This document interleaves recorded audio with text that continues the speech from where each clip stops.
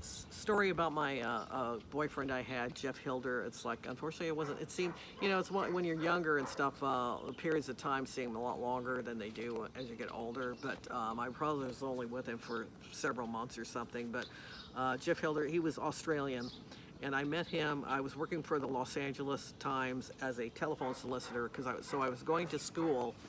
So I would have met him in like probably around the end of '74. The latter part of 1974. I was going to South Bay College of Business, and then I was working in the evenings for Los Angeles Times as a telephone solicitor down in Torrance, south end of Torrance. And it's like you call people and call people, and so I just started talking to this guy, to him. It's like it's like, and I met probably couple other people too, but it's like the only one I really remember is Geoff, because it's like I started seeing him.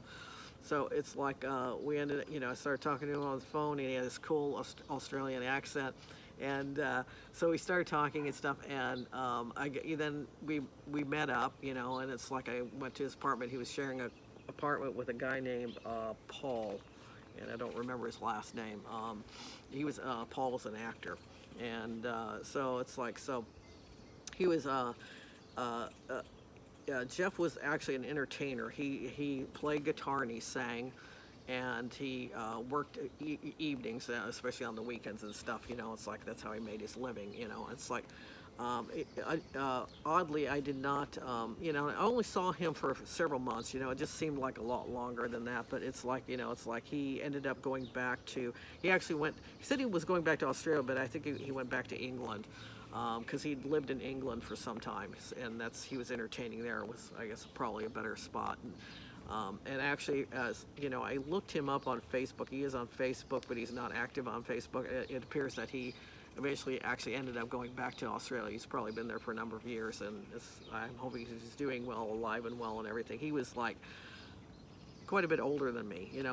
Initially he was kind of lying to me, saying he was in his 20s, because I was like 21, and I think he was actually 30. And he was trying to make me think he was like more like 26 or 27 years old.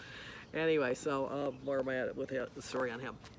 So so I really only dated him for like several, probably, I would say not even 6 months, and it's like, and I really, was crazy about him. So, he sang, and it's like I only got to hear him sing and play guitar one time, and that's, and that was at home in the apartment, and he sang a song to me, and it's like, I'll never forget, he sang Lay Lady Lay, which is a Bob Dylan song, and it's like, hey, thanks for that, but I had, because I never heard him sing or anything, I was really, really impressed at how well he played guitar well, but his voice, he had a fabulous voice, he had a fantastic voice. And now I understood, and his voice didn't sound like his speaking voice at all, really. It's like, it's like, is that really him singing? It's like, so it was like, it's just kind of, it was different, different sounding, and it was just, he was an impressive entertainer, so, and that's, it's like, so anyway, and he used to live in, before he was living there, a few years prior to that, I guess, he was living down in one of the South American countries, and he apparently had a couple hit songs down there or something, it's like, and when I found him on Facebook, I saw a couple of video things that he did. He was playing like a ukulele and stuff and singing, but it was,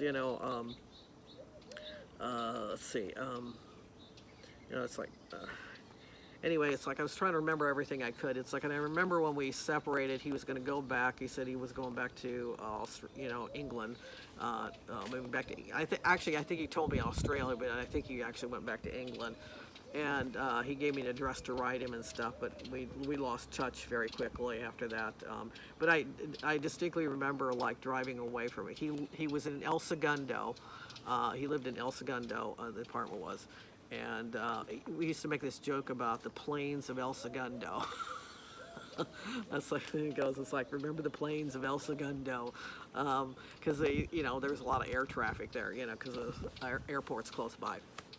So But I remember like driving away for the last time, it's like hugged and kissed and everything, and it was sad. I didn't, I wanted to continue seeing him and stuff. And actually, it's like that was the last time I saw him. And when I drove away, I'm one of these people. I didn't look back. I didn't look back at him or anything. It's like I just kept going because that was the end of it. So, and unfortunately, we didn't keep in touch and stuff. I hope he's doing well. And I'm trying to think of anything else I can remember about him, but he was a good-looking guy, and oh, I also hooked up, his roommate Paul. I actually hooked up my friend Vera with him, with his friend and roommate Paul, and she went out with him like one time. She came over and had dinner stuff, and that was about it. It's like that's as far as that one went. So anyway, so that was my memories of Geoff Hilder. That's it.